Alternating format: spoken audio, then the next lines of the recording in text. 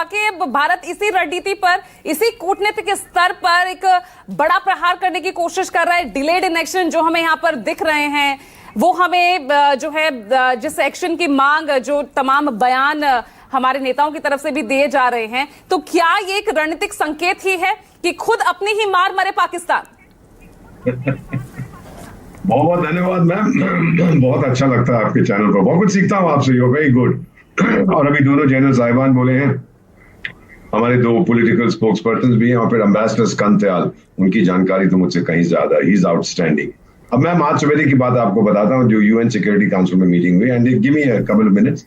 तो ये मीटिंग होती है जब मेरा पार्टी ए और पार्टी बी के बीच में जंग होने की संभावना है, तो उनमें से एक लिखेगा यूएन सेक्रेटरी जनरल को, भाई टाइगर सिक्योरिटी काउंसिल की एक मीटिंग बुलाओ और कुछ करो। तो पहली चीज मीटिंग में वो करते हैं संयम बरतो, और कुछ नहीं होता, ये ओपन मीटिंग्स होती हैं। तो उसमें आज इन्होंने अनुरोध किया था क्लोज मीटिंग का, जिसमें हम लोग नहीं जा सकते। ओपन मीटिंग से मैंने बहुत अटेंड किए हैं।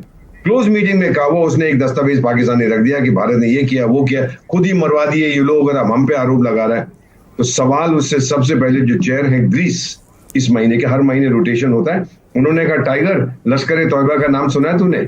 सुना है कि जब सवाल पूछने शुरू किए तो 18 बार पाकिस्तान के राजदूत बाथरूम गए और वहां से फोन करते थे इस्लामाबाद को, हाय मैं मर गया, अब मैं क्या करूं, ये तो सब उल्टा हो गया खेल यहाँ पर। और फिर मुझे ये भी मालूम पड़ा है मैम कि शायद एक हफ्ते के अंदर उसको बर्खास्त कर देंगे, क्योंकि उसने दिया होगा ये भरोसा अपनी सरकार को कि मैं यूएन सिक्योरिटी काउंसिल से एक रेजोल्यूशन पास कराऊंगा जो भारत को कंडेम करेगा। कोई रेजोल्यूशन पास नहीं हुआ, स्टेटमेंट तक नहीं निकली है वहां से। तो ये पहली चीज, बहुत उनको मार पड़ी है मैम। यूएन जिस तरह से, मैं तो काम किया हूं वहां पर, जिस तरह से फंक्शन करता है, अगर वो स्टेटमेंट दे देता तो ये पाकिस्तानी लोग हर सड़क पे खड़े होकर तो भांगड़ा करते, होए होए हम जीत गए। लेकिन सर, यूएन प्रमुख, यूएन जनरल सेक्रेटरी यहाँ पर एंटोनियो गुटेरेस, अगर उनका ये बयान आता है कि भाई military solution is not a solution, ma'am उसका और कोई काम नहीं है, वो यही कहेगा संयम बरतो। वो बेवकूफ आदमी है मैम, वो 80 साल की बुढ़िया है। वो संस्था यूनाइटेड नेशन, आपके घर में कोई 80 साल पुरानी चीज है जिसका आप अभी भी प्रयोग करते हैं?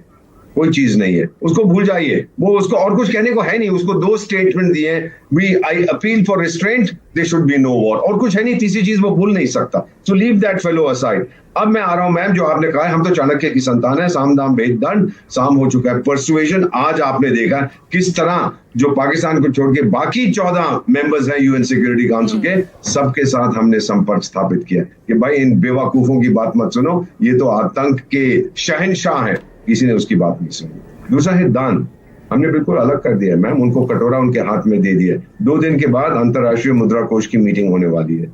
$1 बिलियन जो अगली कड़ी है $7 बिलियन के लोन की, वो आएगा कि नहीं आएगा ये मैं इस समय कुछ नहीं कहना चाहता, आप देखिएगा। और फिर पाकिस्तान, जो कंफ्यूजन देखिए, पाकिस्तान का जो राजदूत है ना वॉशिंगटन में, वो क्या कहता है एक मीडिया इंटरव्यू में, हम भारत के साथ नहीं लड़ सकते, हम तो छोटा सा देश है, वो इतने शक्तिशाली हैं। और फिर कहता है अंकल डोनाल्ड मुझे बचा लो, मेरी नौकरी चली जाएगी, मैं खत्म हो जाऊंगा। और डोनाल्ड ट्रंप तो बहुत वैसे ही नाराज है उनसे।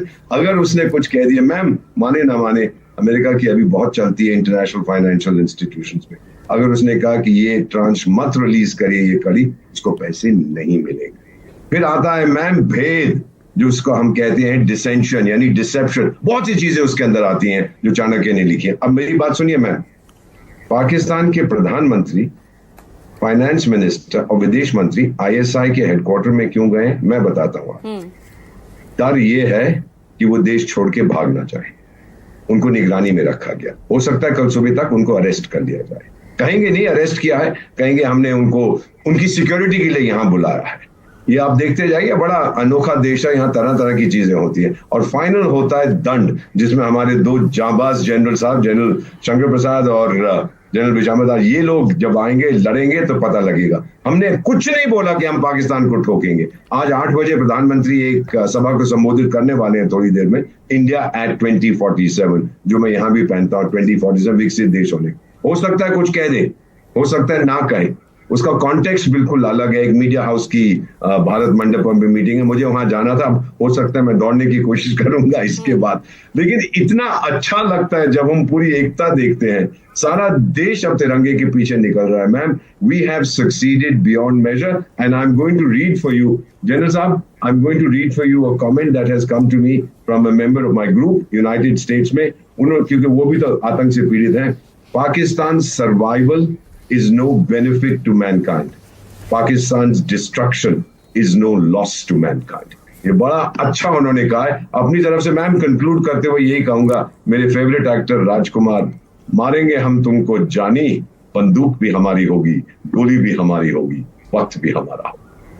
वक्त भी हमारा है, हमारा था और हमेशा हमारा ही रहेगा।